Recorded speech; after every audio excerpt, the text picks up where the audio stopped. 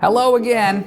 So I'm reading online a lot about data and artificial intelligence and how it's solving major issues for manufacturing and many other industries.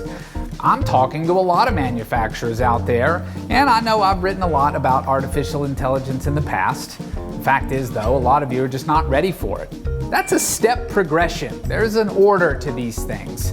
A lot of you are still running on spreadsheets. That's the first thing that you need to figure out how to get away from.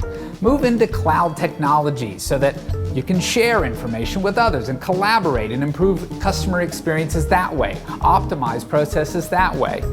Be integrating your systems together so that you can automate end-to-end process and optimize that way.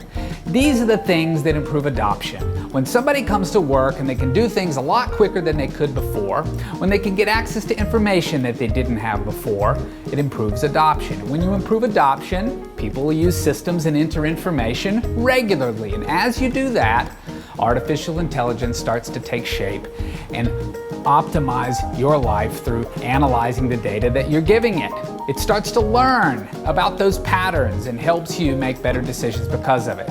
Right now, get away from spreadsheets, integrate your systems, and I hope that helps you in your digital transformation journey.